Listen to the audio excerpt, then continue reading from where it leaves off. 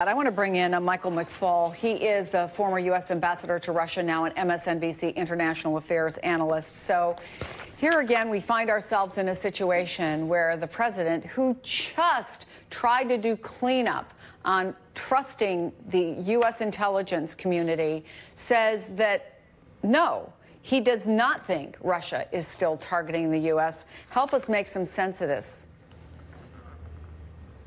I can't.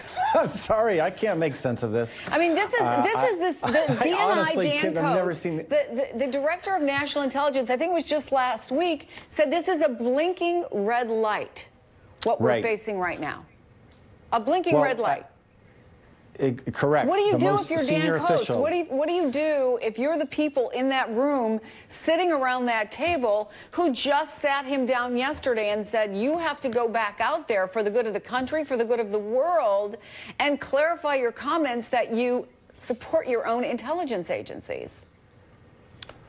Well, number one, I deeply respect Dan Coats for putting out a statement when the president was in Helsinki, where I was just last night, by the way, with NBC. That was a brave statement to put on the record to push back on the president of the United States. And I think some other senior administration officials need to start thinking about doing the same.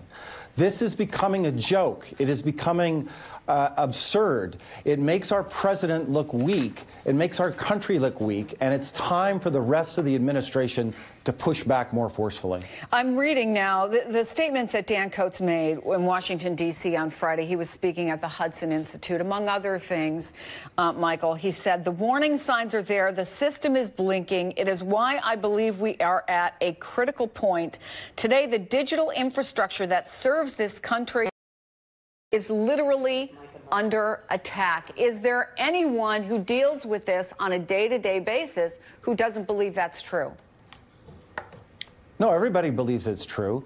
And let's underscore, we've done next to nothing in terms of policy responses to those vulnerabilities. So we've been talking about this for years now. I want to underscore years.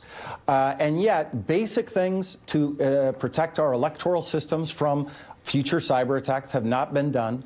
Paper trails for votes have not been done. That's the most elementary thing we could do. Let's all say, at a minimum, let's have a paper trail for every vote cast in the event that there might have been another cybersecurity attack in 2018. We haven't done that, and we haven't done those policy things because the President of the United States refuses to admit the truth about the Russian intelligence operation against the United States of America. So what do you do if you believe, as Dan Coats does, as you believe, as the leaders of the Intelligence Committee, we just had Bob Menendez on, if you believe that we are at a critical point, what do you do if you don't have the backing of the President of the United States? Well, I think you have three options if you're in the Trump administration. One is to be a better advisor. And let's be clear, you know, when I hear John Bolton, the national security advisor, say, well, my job is just to implement what the president wants to do, that is incorrect. He is the national security advisor. It is his job to advise the president. And he took an oath to the United States of America, not to President Trump. So one, you need to do your job better. Two, you can speak out publicly, like Mr. Coats did. Or three, you resign. Those are your three options.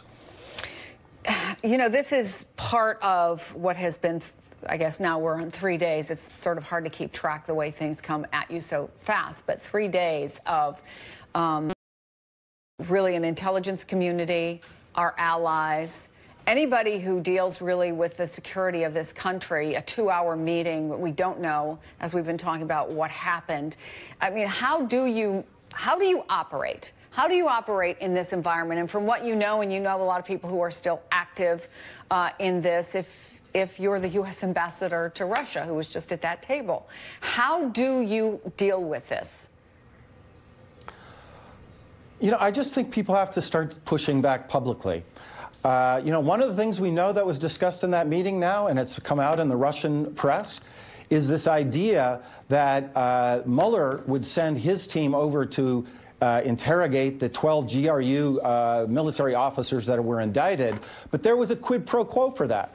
Putin floated the idea that he would send his investigators to interrogate alleged criminals, including me personally. Yes, and can I read something that you wrote about this? Because you tweeted about this, and can I say, just to put this in context, the president actually called this quid pro quo an incredible offer. That wasn't behind closed doors. He did that in public. He said, as I discussed in detail in From Cold War to Hot Peace, which is your book, Putin has been harassing me for a long time. That he now wants to arrest me, however, takes it to a new level. I expect my government to defend me and my colleagues in public and in private. But I'm asking you honestly, do you have any expectation your government will do that? I do. I don't expect President Trump to do it, but there's a lot of good people in the Trump administration. They know how crazy this is, and I hope they understand that by not responding to these outrageous claims, somehow some symmetry between an alleged cockamamie money laundering scheme completely fabricated for political reasons, and the indictment that Mr. last Friday, there's no symmetry to that, and they have to push back publicly, because if they don't, it's yet one more victory for Vladimir Putin.